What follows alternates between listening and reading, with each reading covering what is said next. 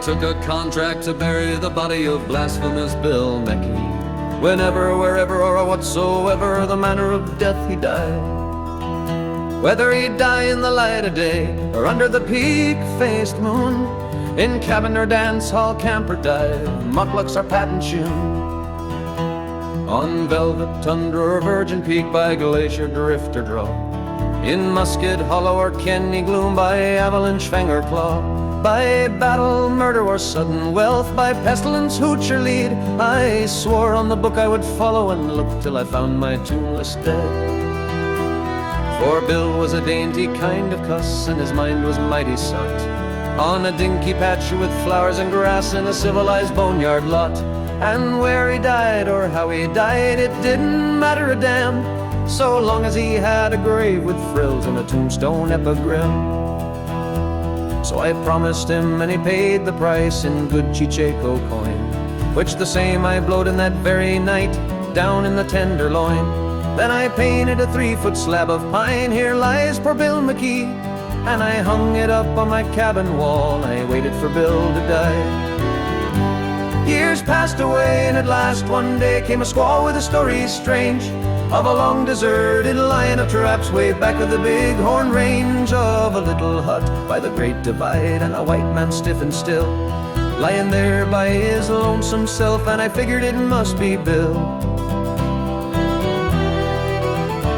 So I thought of the contract I'd made with him, and I took down from the shelf the swell black box with the silver plate he'd picked out for himself, and I packed it full of grub and hooch, and I slung it on the sleigh. Then I harnessed up my team of dogs and was off at dawn of day.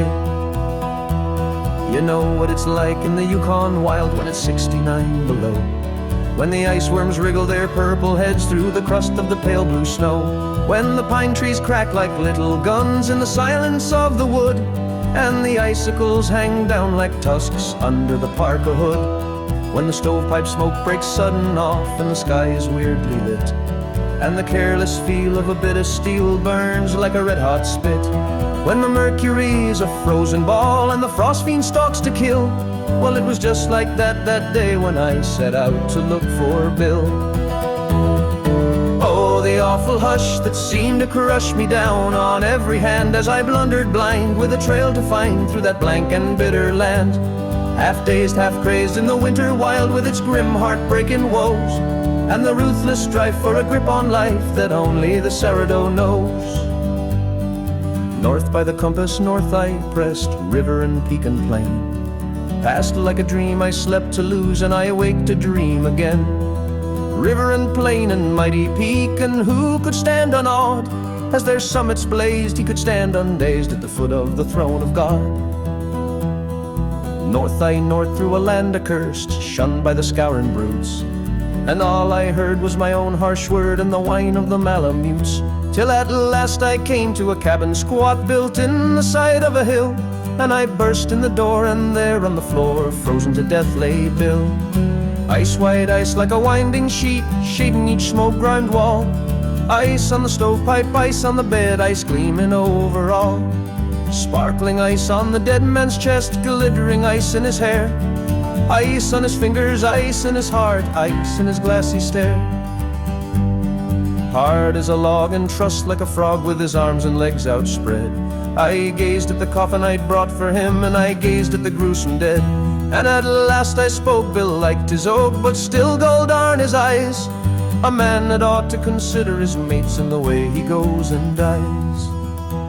Have you ever stood in an Arctic hut in the shadow of the pole, with a little coffin 6 by 3 and a grief you can't control?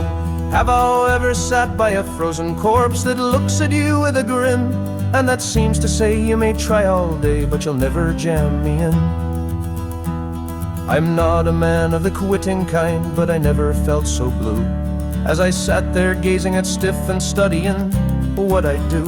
Then I arose and I kicked off the husky dogs that were nosing round about, and I lit a roaring fire in the stove, and I started to thaw Bill out. Well, I thawed and thawed for 13 days, but it didn't seem no good. His arms and legs stuck out like pegs as if they was made of wood, till at last I said it ain't no use, he's froze too hard to thaw.